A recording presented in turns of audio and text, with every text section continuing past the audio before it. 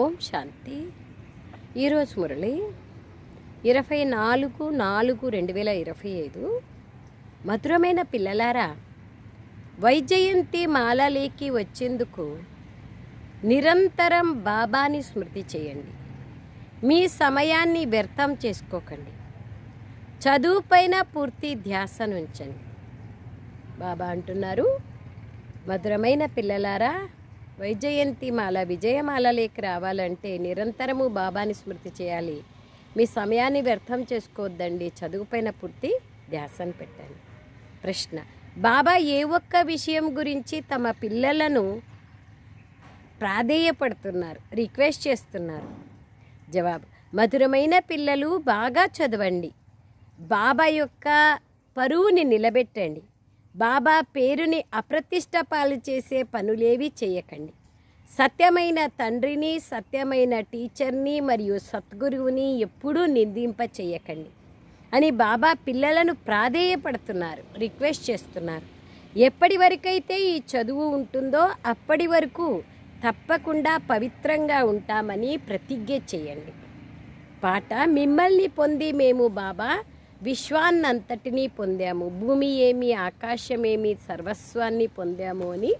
ఇది సినిమా పాట. సారం: ఈరోజు మనం చదువుతున్నాము, రేపు మనము కిరీటదారులైన రాజులుగా రాణులుగా తయారవుతామనే నష మీలో సదా ఉండాలి. నేను ఈ విధమైన పురుషార్థం చేస్తున్నానా? బాబా పైన నాకు పూర్తి గౌరవం ఉందా? చదువు పైన అభిరుచి ఉందా అని స్వయాన్ని ప్రశ్నించుకోవాలి. సెకండ్ పాయింట్: బాబా కర్తవ్యంలో గుప్తమైన సహాయకులుగా కావాలి. భవిష్యత్ కోసం మీ సామానంతా బదిలీ చేసుకోవాలి. గవల వెనక మీ సమయాన్ని వ్యర్థం చేసుకోకుండా వజ్రతుల్యంగా తయారయ్యేందుకు పురుషార్థం చేయాలి. గవలనగా అల్పకాలికమైన ధనం వెనక. వరదానం: మనస్సు బుద్ధిని మన్మతము నుండి ఫ్రీ చేసుకొని సూక్ష్మవతనం యొక్క అనుభవం చేసుకునే డబల్ లైట్గా కండి. మనస్సు బుద్ధిని మన్మతము నుండి ఫ్రీ చేసుకొని సూక్ష్మవతనం యొక్క అనుభవం చేసుకునే డబల్ లైట్గా కండి. స్లోగన్: వ్యర్థానికి ఫుల్ స్టాప్ పెట్టండి మరియు శుభ భావనల ఫుల్ స్టాక్ ఉంచండి. వ్యర్థానికి ఫుల్ స్టాప్ పెడితేనే శుభ భావనల యొక్క ఫుల్ స్టాక్ అనేది జమ అవుతుంది. ఓం శాంతి. మిమ్మల్ని పొంది మొత్తం విశ్వమంతటిని, రాజ్యాన్ని పొందుతాం అని ఎవరన్నారు? పిల్లలైన మనమే. ఇప్పుడు మీరు విద్యార్థులుగా ఉన్నారు, పిల్లలుగా ఉన్నారు. బేహద్ తండ్రి ఇప్పుడు పిల్లలైన మనల్ని విశ్వానికి యజమానులుగా తయారు చేసేందుకు వచ్చారు. ఇప్పుడు మనం వారి ముందు కూర్చుని ఉన్నాం. రాజయోగాన్ని నేర్చుకుంటున్నాం, అనగా విశ్వ యువరాజులుగా యువరాణులుగా తయారు చేసే చదువును చదువుకునేందుకు మీరు ఇక్కడికి వచ్చారు. ఈ పాట భక్తి మార్గంలో గాయనం చేయబడింది. మనం విశ్వ మహారాజులుగా మహారాణులుగా తయారవుతామని బుద్ధి ద్వారా అర్థం చేసుకోవచ్చు. బాబా జ్ఞానసాగరుడు, ఉన్నతోన్నతమైన ఆత్మిక తండ్రి. వారిప్పుడు ఆత్మలను చదివిస్తున్నారు. ఈ శరీరం అనే కర్మేంద్రియాల ద్వారా విశ్వానికి యజమానులుగా తయారు చేసే చదువును చదువుకునేందుకు ఈ పాఠశాలలో కూర్చున్నామని ఆత్మకు తెలుసు. ఈ కర్మేంద్రియాల ద్వారా విశ్వానికి యజమానులుగా తయారు చేసే చదువును చదువుకుంటున్నామని, ఆ పాఠశాలలో కూర్చున్నామని ఆత్మకు తెలుసు. నాలో ఇంత నష ఉందా అని స్వయాన్ని ప్రశ్నించుకోండి. ఇది కొత్త విషయం ఏమీ కాదు. మనం కల్పకల్పము విశ్వానికి మహారాజులుగా యువరాణులుగా తయారయ్యేందుకు బాబా వద్దకు వచ్చాం. ఈ బాబా మనకు తండ్రి మరియు టీచర్ కూడా.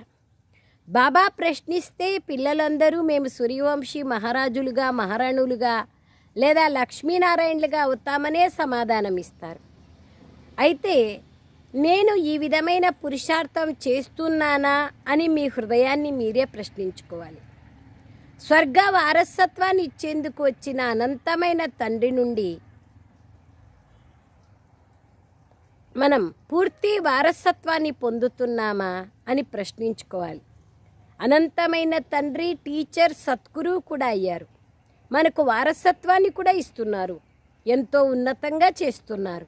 నేను ఈరోజు చదువుతున్నాను, రేపు విశ్వానికి యజమానిగా అవుతాను అనే ఆనందం నాలో ఉందా అని ప్రశ్నించుకోవాలి. ఇది సంగమయుగం. ఇప్పుడు ఈ తీరం నుండి ఆ తీరానికి చేరుకునేందుకు, స్వర్గంలోకి వెళ్ళేందుకు మీరు చదువుతున్నారు. అక్కడికి సర్వగుణ సంపన్నులుగా 16 కళలతో సంపన్నులుగా తయారై వెళ్తారు సత్యుగానికి. మరి నేను ఆ విధంగా వెళ్ళడానికి అర్హునిగా తయారయ్యానా అని స్వయాన్ని ప్రశ్నించుకోవాలి. ఇది ఒక నారదుని విషయం కాదు. అక్కడ నారదుడు లక్ష్మిని వరించే అర్హత ఉందా అంటే అద్దంలో నీ ముఖం చూసుకో అని చెప్పినప్పుడు అద్దంలో చూసుకుంటే కోతి ముఖంలాగా ఉంది అంటే అక్కడ స్థూలమైన ముఖానికి చెప్పినారు. కానీ ఇక్కడ బాబా అంటారు గుణగణాలను పరిశీలన చేసుకోండి, ఆ నష ఉందా అని బాబా ప్రశ్నించుకోండి అంటున్నారు. స్వయాన్ని ప్రశ్నించుకోవాలి. ఇది ఒక్క నారదుని విషయం కాదు. మీరందరూ ఒకప్పుడు భక్తులే. ఇప్పుడు బాబా భక్తి నుండి విముక్తులను చేస్తున్నారు. ఇప్పుడు మనం బాబా నుండి వారసత్వాన్ని తీసుకునేందుకు బాబా పిల్లలుగా అయ్యాం. వారి నుండి వారసత్వాన్ని తీసుకునేందుకు విశ్వానికి యువరాజులుగా అయ్యేందుకు ఇక్కడికి వచ్చాం. మీరు గృహస్థ వ్యవహారంలో ఉండండి. వానప్రస్థవస్థలో ఉన్నవారు గృహస్థ వ్యవహారంలో ఉండాల్సిన అవసరం లేదు. అంటే బరువు బాధ్యతలు అయిపోయిన తర్వాత మళ్ళీ దాంట్లోని ఇరుక్కొని ఉండాల్సిన అవసరం లేదు అంటున్నారు బాబా. అలాగే కుమారులు కూడా గృహస్థ వ్యవహారంలో ఉండాల్సిన అవసరం లేదు. వారి జీవితం కూడా విద్యార్థి జీవితమే. బ్రహ్మచర్యంలోనే విద్యను అభ్యసించడం జరుగుతుంది. ఈ చదువు చాలా ఉన్నతమైనది. ఇందులో సదాకాలికంగా పవిత్రంగా తయారు కావాల్సి ఉంటుంది. వారు బ్రహ్మచర్యంలో చదువుకొని మళ్ళీ వికారాల్లోకి వెళ్తారు. కానీ ఇక్కడ మీరు పూర్తి బ్రహ్మచర్యంలో ఉండి చదువుని చదువుతారు. నేను పవిత్రతా సాగరుణ్ణి, మిమ్మల్ని కూడా నావలే తయారు చేస్తున్నాను అని బాబా చెప్తున్నారు. అర్ధకల్పం మనం పవిత్రులుగా ఉండేవారం, ఇది మీకు తెలుసు. బాబా మేం పవిత్రంగా అయ్యి పవిత్ర ప్రపంచానికి అధిపతులుగా తప్పకుండా అవుతామని బాబాతో ప్రతిజ్ఞ చేశారు. ఈ తండ్రి ఎంత ఉన్నతోన్నతమైన వారు. ఈ తనువు సాధారణమైనదే, అయినా ఆత్మకైతే నష ఉంటుంది కదా. పవిత్రంగా తయారు చేసేందుకు బాబా వచ్చారు. మీరు వికారాల్లోకి వెళ్తూ ఈ వేశ్యాలయంలోకి వచ్చి చేరుకున్నారని బాబా చెప్తున్నారు. ఎక్కడ శివాలయము, ఎక్కడ విష్ణువు యొక్క పురి, ఎక్కడ వేశ్యాలయంగా మారిపోయింది. మీరు సత్యుగంలో పవిత్రంగా ఉంటిరి. ఈ రాధాకృష్ణులు పవిత్రమైన యువరాజ యువరాణులుగా ఉండ్రి. రుద్రమాలను మరియు విష్ణుమాలను కూడా చూడండి. రుద్రమాలనే విష్ణుమాలగా తయారవుతుంది. అదే వైజయంతి మాల లేదా విజయీ మాల అని చెప్పడం జరుగుతుంది. బాబా అదే అంటున్నారు. మాలలోని మణిపూసగా కావాలి అంటే అంతే బాబాను స్మృతి చేయాలి. నిరంతరము బాబాని స్మృతి చేయాలి. మీ సమయాన్ని వ్యర్థం చేసుకోకండి. ఆ చిల్లి గవ్వల వెనక కోతుల్లాగా తయారవ్వకండి. కోతులు శనగలు తింటాయి, కానీ ఇప్పుడు బాబా మీకు రత్నాలను ఇస్తున్నారు. మరి ఇప్పుడు ఆ యొక్క చిల్లి గవ్వల వెనక మరియు శనగల వెనక పెరగెత్తినట్లయితే మీరు ఎలా అవుతారు? రావణ్ణి జైల్లోకి వెళ్ళిపోతారు. బాబా వచ్చి రావణ్ణి జైలు నుండి విడిపిస్తున్నారు. దేహ సహితంగా దేహం యొక్క సర్వసంబంధాలను మీ బుద్ధి ద్వారా త్యజించండి మరియు స్వయాన్ని ఆత్మగా నిశ్చయం చేసుకోండి అని బాబా చెప్తున్నారు. నేను కల్పకల్పము భారతదేశంలోనే వస్తానని బాబా తెలియచేస్తున్నారు.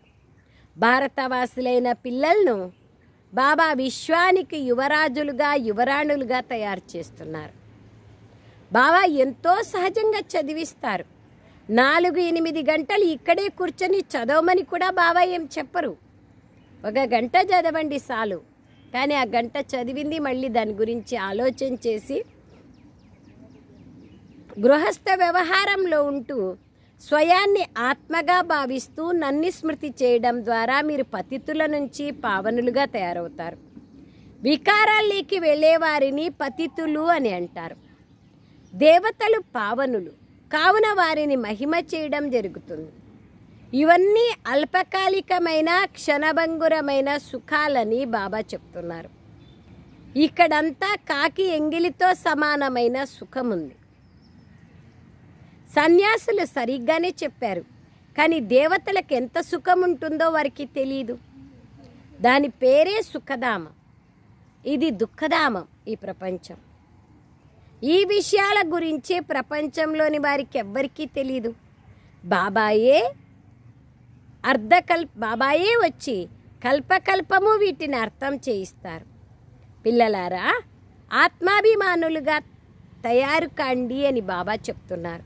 స్వయాన్ని ఆత్మగా భావించండి. మీరు ఆత్మలు, మీరు దేహం కాదు. దేహానికి మీరు యజమానీలు. దేహం మీకు యజమాని కాదు.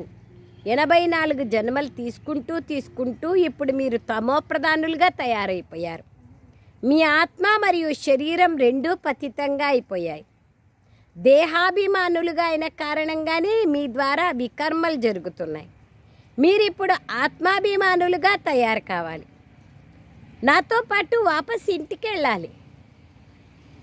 శరీరమును మరియు ఆత్మను రెండింటినీ శుద్ధంగా చేసుకునేందుకు బాబా మన్మనాభవాన్ని తెలియచేస్తున్నారు. బాబా మీకు రావణ్ణి యొక్క సంకెళ్ళ నుంచి విడిపించడానికి అర్ధకల్పం ముక్తినివ్వడానికి వచ్చారు. అలాగే ఇప్పుడు మళ్ళీ ముక్తులుగా చేస్తున్నారు. వచ్చి అర్ధకల్పం మీరు స్వేచ్ఛగా మీ రాజ్యాన్ని చేసుకోండి. అక్కడ పంచవికారాల మాటే ఉండదు సత్యుగంలో. ఇప్పుడు శ్రీమతం పైన నడుస్తూ శ్రేష్టంగా తయారవ్వాలి. నాలో ఎంతవరకు వికారాలు ఉన్నాయి అని స్వయాన్ని ప్రశ్నించుకోవాలి. మీరు నన్నొక్కడే స్మృతి చెయ్యండి. ఏ గొడవలు పడాల్సిన అవసరం లేదు. లేకపోతే మీరు పవిత్రంగా ఎలా తయారవుతారు అని బాబా చెప్తున్నారు. పురుషార్థం చేసి మాలలో స్మరించబడే విధంగా తయారు కావాలి. పాస్ అవ్వకపోతే మాలలేకి రారు.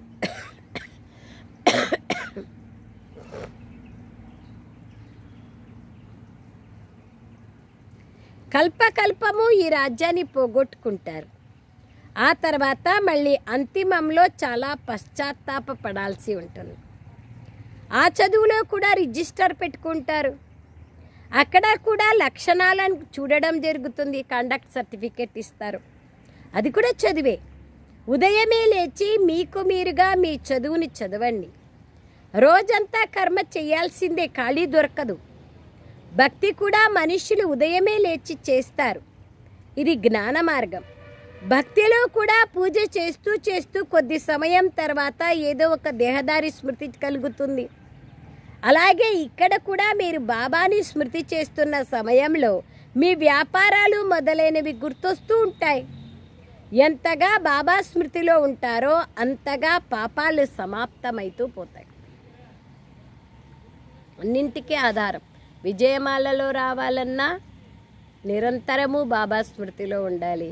పవిత్రంగా కావాలన్నా, సతోప్రధానంగా కావాలన్నా, ఇంటికి వెళ్ళాలన్నా బాబా అంటున్నారు వ్యాపార వ్యవహారాలు చేసుకుంటూ నా స్మృతిలో ఉండండి. అప్పుడే పాపాలు భస్మమవుతాయి. పిల్లలైన మీరు పురుషార్థం చేస్తూ ఎప్పుడైతే పూర్తిగా పవిత్రంగా అయిపోతారో అప్పుడు ఈ మాల తయారవుతుంది. అంతవరకు అప్ అండ్ డౌన్ జరుగుతూనే ఉంటుంది కదా. పూర్తి పురుషార్థం చెయ్యకపోతే ప్రజల్లోకి వెళ్ళిపోతారు. బాగా యోగం చేసి చదువుకున్నట్లయితే, మీ సామానంతా భవిష్యత్ కోసం బదిలీ చేసుకున్నట్లయితే దానికి ప్రతిఫలంగా లెక్కలేనన్ని రెట్లు భవిష్యత్తులో పొందగలుగుతారు. ఈశ్వరార్థంగా దాన పుణ్యాలు చేస్తే దానికి ప్రతిఫలంగా వచ్చే జన్మలో ప్రాప్తి పొందుతారు అని గాయనం కూడా ఉంది కదా. ఇక్కడ నేరుగా మీరు మీ ముందుకు ఈశ్వరుడే వచ్చినారు. ఆయనే చెప్తున్నారు మీరు ఏం చేసినా అది మీకోసమే చేసుకుంటున్నారు. మనుష్యులు చేసే దాన పుణ్యాలన్నీ పరోక్షమైనవి. అందుకనే ఇప్పుడు బాబా సహాయం చేస్తున్నారు. ఈ సమయంలో మీరు బాబాకి ఎంతో సహాయం చేస్తారు. ఈ ధనము సంపద అంతా వినాశమైపోతుంది. మరి దానికన్నా బాబాకు సహాయం చేయడం మంచిదే కదా. బాబా రాజ్యాన్ని ఎలా స్థాపన చేస్తారు? బాబా వద్ద బాంబులు లేవు, సైన్యం లేదు, అలాగే మారణాయుధాలు లేవు. ఇక్కడంతా గుప్తమైన విషయం. అక్కడ ప్రత్యక్షంగా కనపడుతుంది, ఇక్కడ గుప్తమైన విషయం. కన్యకు కొందరు గుప్తంగా కట్నాన్ని ఇస్తారు. పెట్టెకు తాళం వేసి తాళం చేతులను చేతికిస్తారు. కొందరు చాలా ప్రదర్శించుకొని చూపించుకుంటారు. కొందరు గుప్తంగా చేస్తారు. మీరందరూ ప్రేయసీలు. మిమ్మల్ని నేను విశ్వానికి యజమానులుగా చేసేందుకు వచ్చానని బాబా చెప్తున్నారు. మీరు గుప్తంగా సహాయం చేస్తారు. ఈ విషయం ఆత్మకు తెలుసు. బాహ్యంగా ఇక్కడ అడావుడి చేయాల్సిన అవసరం లేదు. ఏది చూపించుకోవాల్సిన అవసరం లేదు. చూపించుకున్నామంటే ఇక్కడే సమాప్తమైపోతుంది. ఈ ప్రపంచమే వికారమయమైన పతిత ప్రపంచం. సృష్టి వృద్ధి జరగాల్సే ఉంది. ఆత్మలు తప్పకుండా రావాల్సిందే. ఇంకా ఎంతో ఎక్కువగా జన్మలు జరగాల్సే ఉంది. ఈ లెక్కలో ఆహారం పూర్తిగా లభించదు అంటారు. ఇక్కడి బుద్ధి అసురీ బుద్ధి. పిల్లలైనా మీకిప్పుడు ఈశ్వరీయ బుద్ధి లభించింది. మిమ్మల్ని భగవంతుడే స్వయంగా చదివిస్తూ ఉంటే మరి వారిపైన ఎంత గౌరవం ఉంచాలి, మరి ఎంతగా చదవాలి. చదువుకోవాలనే అభిరుచి లేని పిల్లలు కూడా ఎంతోమంది ఉన్నారు. మేము బాబా ద్వారా యువరాజులుగా యువరాణులుగా తయారవుతున్నామని పిల్లల బుద్ధిలో ఉండాలి. ఇప్పుడు మీరు నా సలహా పైన నడవండి అని బాబా చెప్తున్నారు. తండ్రిని స్మృతి చెయ్యండి అని బాబా తెలియచేస్తున్నారు. మేం మర్చిపోతున్నాము గడియ గడియ అని పిల్లలు అంటారు. నేను పాఠం మర్చిపోతున్నానని విద్యార్థి అంటే టీచర్ ఏం చేస్తాడు? దానికి స్మృతి చెయ్యకపోతే మీ వికర్మలు వినాశం కావు. మీరు పాస్ కావాలి అని టీచర్ అంటారు. పాస్ కావడానికి కృప చూపించాల్సిన అవసరం లేదు. యా ఆశీర్వాదం ఇవ్వండి మేం పాస్ అయిపోతామనే విషయం లేదు. ఇక్కడ కృప ఆశీర్వాదాలు అడగాల్సిన అవసరమే లేదు. పిల్లలు బాగా చదువుకోండి అని బాబా అంటున్నారు. మీ వ్యాపారాలు మొదలైనవి చేసుకున్నా తప్పకుండా చదువుకోవాలి. తమోప్రధానుల నుండి సతోప్రధానులుగా తయారవ్వాలి. అలాగే ఇతరులకి కూడా దారిని చూపించాలి. నేను బాబా సేవలో ఎంతవరకు తత్పరులై ఉన్నాను అని స్వయాన్ని ప్రశ్నించుకోవాలి. ఎంతమందిని మీ సమానంగా తయారు చేస్తున్నారు? త్రిమూర్తి చిత్రం ముందు పెట్టడం జరుగుతుంది. వీరి శివబాబా, ఇతడు బ్రహ్మ. ఈ చదువు ద్వారా ఈ విధంగా తయారవుతాం, మళ్ళీ 84 జన్మల తర్వాత ఇలా తయారవుతామని తెలియచేయాలి. బాబా ఒక్కొక్క రోజు ఒక్కొక్క చిత్రం గురించి చెప్తారు. నిన్న సృష్టి చక్రం గురించి చెప్పినారు కదా, అట్లా బాబా ఈరోజు నిచ్చెన గురించి చెప్తున్నారు. తో బాబా అంటున్నారు, పిల్లలు బాగా చదువుకోండి. నేను బాబా సేవలో ఎంతవరకు తత్పరులై ఉన్నాను అని ప్రశ్నించుకోవాలి. ఎంతమందిని మీ సమానంగా తయారు చేస్తున్నారు అనేది పరిశీలించుకోవాలి. శివబాబా బ్రహ్మ తనువులోకి ప్రవేశించి బ్రాహ్మణులను ఈ విధంగా తయారు చేస్తున్నారు. మీరు బ్రాహ్మణులుగా అయ్యారు, నేను పవిత్రంగా అయ్యానా అని మీ హృదయాన్ని ప్రశ్నించుకోండి. నేను దైవీ గుణాలను ధారణ చేస్తున్నానా? పాత శరీరాన్ని మర్చిపోయానా? ఇది పాత చెప్పుల వంటిది.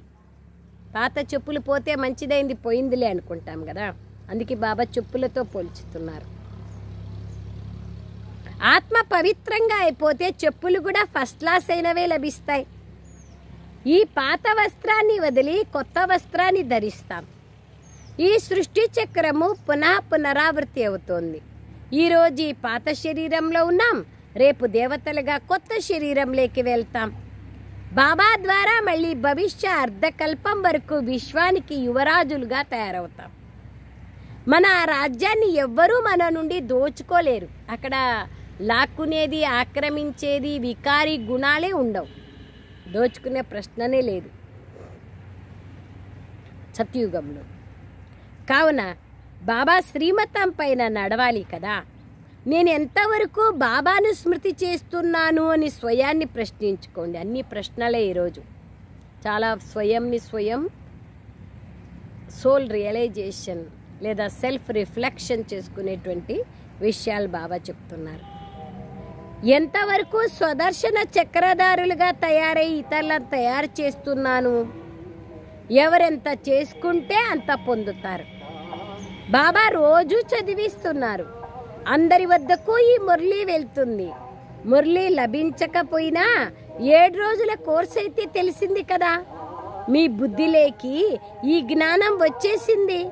ప్రారంభంలో బట్టి జరిగినప్పుడు కొందరు పక్కాగా అయినారు, కొందరు కచ్చాగా ఉండిపోయారు. మాయ తుఫాన్లు కూడా వస్తాయి. 6-7 నెలలు పవిత్రంగా ఉండి మళ్ళీ దేహాభిమానంలోకి వచ్చి తమను తామే హత్య చేసుకుంటారు. అంటే వికారాలకు వశమవుతారు. మాయ చాలా శక్తివంతమైనది. అర్ధకల్పం మాయతో ఓడిపోతూ వచ్చారు. ఇప్పుడు కూడా ఓడిపోయినట్లయితే మీ పదవిని మీరే పోగొట్టుకుంటారు. పదవి నంబర్ వారుగా పొందుతారు. కొందరు రాజారాణులుగా, కొందరు మంత్రులుగా, కొందరు ప్రజలుగా తయారవుతారు. అక్కడ మంత్రులు ఉండరు, చిన్న రాజులుగా అవుతారు. కొందరికి వజ్ర వైడూర్యాలతో నిర్మించిన భవనాలు లభిస్తాయి. ప్రజల్లో కూడా కొందరు చాలా ధనవంతులు ఉంటారు. వారికి కూడా వజ్ర వైడూర్యాలతో నిర్మితమైన భవనాలు లభిస్తాయి. ఇక్కడ కూడా ప్రజల నుండి అప్పు తీసుకుంటున్నారు కదా గవర్నమెంట్ వాళ్ళు. మరి ప్రజలు ధనవంతులా, రాజులు ధనవంతులా? అంధకార నగరం ఇది. అంధకార నగరంలో ఒక సేరు శనగలు ఒకటే, ఒక సేరు వజ్రాలు ఒకటే. అది ఈ సమయానికి చెందిన గాయనమే. ఇప్పుడు మేము విశ్వానికి యజమానులుగా అయ్యేందుకు చదువుతున్నామని పిల్లలైన మీలో నిశ్చయం ఉండాలి. ఈ చదువు ద్వారా మేము లాయర్గా, ఇంజనీర్గా అవుతామని ఆ స్కూల్లో కూడా ఎవరైనా మర్చిపోతారా ఏమన్నా? కొందరు నడుస్తూ నడుస్తూ మాయ తుఫాన్ రావడంతో చదువుని కూడా వదిలేస్తారు. మర్చిపోవద్దండి లక్ష్యాన్ని. అంటే ఇంకా చదువునే వదిలేస్తే ఇంకా లక్ష్యం ఎక్కడ గుర్తుంటుంది, సాధన ఎక్కడ చేస్తారు? బాబా తన పిల్లలను ఒక విషయం గురించి ప్రాధేయపడుతున్నారు, రిక్వెస్ట్ చేస్తున్నారు. మధురమైన పిల్లలు, మీరు బాగా చదువుకుంటే మంచి పదవిని పొందుతారు. కావున బాబా యొక్క పరువుని నిలబెట్టండి. మీరు ఇటువంటి చెడు పనులు చేసినట్లయితే బాబా పేరుకి అపకీర్తి తెస్తారు అని బాబా అంటున్నారు. సత్యమైన తండ్రి, సత్యమైన టీచర్, సత్యమైన సద్గురువుని నిందింప చేస్తే ఉన్నత పదవిని పొందలేరు. ఈ సమయంలో మీరు వజ్ర సమానంగా తయారవుతున్నారు. కావున మీరు ఆ చిల్లి గవ్వల వెనుక పరిగెత్తాల్సిన అవసరమేముంది? బాబాకు సాక్షాత్కారం కాగానే ఈ గవ్వలను వదిలేశారు కదా బ్రహ్మబాబా. నాకేంది వద్దింగా, నాకు వజ్రాలన్నీ రాళ్ళలాగా కనిపిస్తున్నాయి, నేను వ్యాపారం చేయదలుచుకోలేదు, నా పార్ట్నర్కి ఎంత అనుకూలమైతే అంత ఇచ్చి పంపించని అని బాబాకి బేహద్ వైరాగ్యం వచ్చేసింది. 21 జన్మల కోసం రాజ్య పదవి లభిస్తుంటే వీటిని నేనేం చేసుకోవాలి అని భావించి అన్నింటినీ ఇచ్చేశారు. మనం విశ్వరాజ్యాధికారాన్ని తీసుకుంటాం. వినాశం కూడా తప్పకుండా జరగాల్సి ఉంది. ఇప్పుడు సరిగ్గా చదవకపోతే టూ లేట్ బోర్డు పడిపోతుంది. అప్పుడు పశ్చాత్తాపడాల్సి ఉంటుంది. పిల్లలకు అన్ని సాక్షాత్కారాలు జరుగుతాయి. ఓ పతిత పావన తండ్రి రాండి, మీరు నన్ను పిలుస్తూ వచ్చారు, నేను ఇప్పుడు వచ్చాను. ఇప్పుడు మీకోసం ఈ పతిత ప్రపంచం లేకొచ్చి మిమ్మల్ని పావనంగా తయారు చేసేందుకు బాబా శ్రీమతం ఇస్తున్నారు, చదివిస్తున్నారు, అర్హులుగా చేస్తున్నారు. అనేక విషయాలను రోజు రోజు చెప్తున్నారు కదా. అయినా మీరు గడియ గడియ దుర్గంధంలో పడిపోతున్నారు. నేను కాలునికి కాలుణ్ణి, నేను అందరినీ నాతో పాటు తీసుకెళ్తాను. స్వర్గంలోకి వెళ్ళేందుకు బాబా వచ్చి దారిని చూపిస్తున్నారు.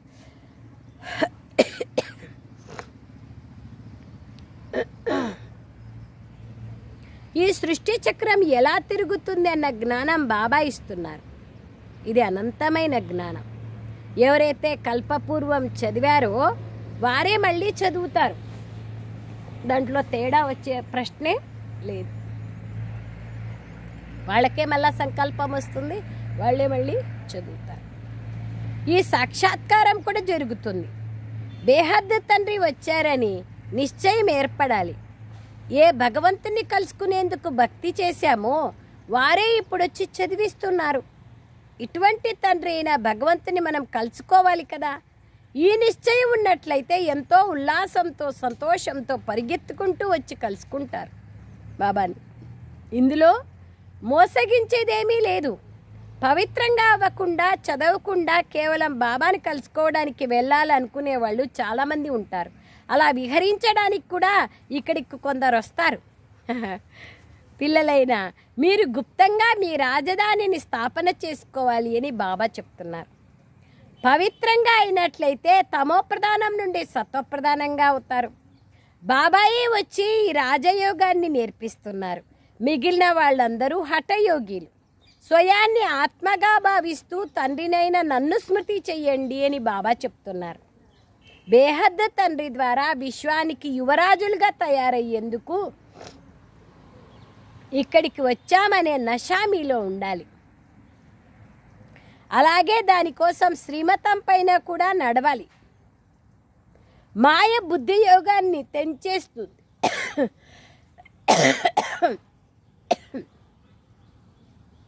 ఏ విధంగా బాబా సమర్థులో అలాగే మాయ కూడా సమర్థవంతమైనది.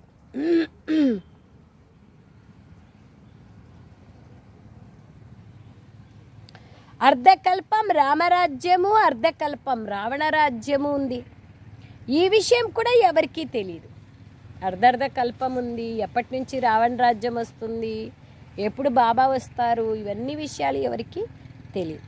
అచ్చా, मीठे मीठे सिखलदे बच्चों प्रति माता पिता बाप दादा का याद प्यार और गुड मॉर्निंग. रूहानी बाप की रूहानी बच्चों को नमस्ते. हम रूहानी बच्चों की रूहानी माता पिता बाप दादा को याद प्यार गुड मॉर्निंग और नमस्ते नमस्ते नमस्ते बाबा नमस्ते. Thank you Baba, thank you. సారాంశం, ఈరోజు మనం చదువుకుంటున్నాం. రేపు మనము కిరీటదారులైన రాజులుగా రాణులుగా తయారవుతామనే నష మీలో ఉండాలి. నేను ఈ విధమైన పురుషార్థం చేస్తున్నానా, బాబా పైన నాకు పూర్తిగా గౌరవం ఉందా, చదువు పైన అభిరుచి ఉందా అని స్వయాన్ని ప్రశ్నించుకోవాలి.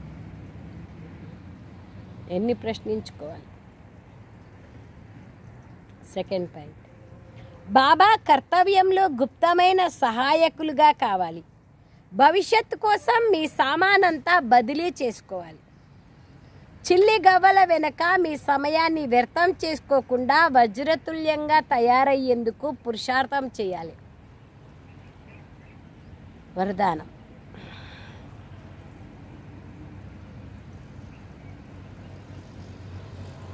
మనస్సు బుద్ధిని మన్మతం నుండి ఫ్రీ చేసి సూక్ష్మవతనం యొక్క అనుభవాన్ని చేసుకునే డబల్ లైట్గా కండి. ఎక్కడ మన్మతము, ఎక్కడ సూక్ష్మవతనం? సంకల్ప శక్తిని అనగా మనస్సు మరియు బుద్ధిని సదా మన్మతం నుండి ఖాళీగా ఉంచితే ఇక్కడ ఉంటూ కూడా వతనం యొక్క అన్ని దృశ్యాలను ఎంత స్పష్టంగా అనుభవం చేసుకుంటారంటే ఇక ఈ ప్రపంచంలోని ఏ దృశ్యమైనా ఎంత స్పష్టంగా కనిపిస్తుందో ఈ ప్రపంచంలోని అంత స్పష్టంగా మీకు సూక్ష్మవతనం యొక్క దృశ్యాలు కనిపిస్తాయి. ఈ అనుభూతి కోసం ఎటువంటి భారాన్ని మీ పైన ఉంచుకోవకండి. భారం అంతటిని బాబాకి ఇచ్చేసి డబల్ లైట్గా కండి. మనస్సు బుద్ధి వీటి ద్వారా సదా శుద్ధ సంకల్పాల భోజనాన్ని చేయండి. ఎప్పుడైతే వ్యర్థ సంకల్పం లేదా వికల్పాలనే అశుద్ధ భోజనాన్ని స్వీకరించరో అప్పుడు భారం నుండి తేలికగా అయి ఉన్నత స్థితిని అనుభవం చేసుకోగలుగుతారు.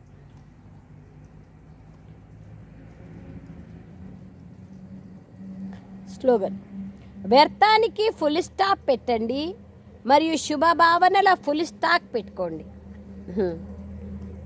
అవ్యక్త సూచన. కంబైన్డ్ స్వరూపం యొక్క స్మృతి ద్వారా సదా విజయీలుగా కండి. ఒకవేళ నడుస్తూ నడుస్తూ ఎప్పుడైనా అసఫలత, కష్టము అని అనుభవం అయితే దానికి కారణం సేవాదారిగా అవుతారు, కానీ ఈశ్వరీయ సేవాదారిగా కాలేదు. ఈశ్వరుణ్ణి సేవ నుండి వేరు చెయ్యకండి. మీ పేరే ఈశ్వరీయ సేవాదారి. మరి కంబైన్డ్గా ఉన్నవారిని ఎందుకు వేరు చేస్తారు? ఈశ్వరుణ్ణి వేరు చేయకండి. సేవాదారిగా కావద్దండి, ఈశ్వరీయ సేవాదారిగా ఉండండి. ఎల్లప్పుడూ ఈ పేరుని గుర్తుంచుకున్నట్లయితే, ఈశ్వరుని పేరుని గుర్తుంచుకుంటే స్వతహాగా చూమంత్రంలాగా నిండిపోతుంది మరియు సహజంగా విజయులుగా అయిపోతారు. అచ్చా, Om Shanti. Thank you Baba, thank you.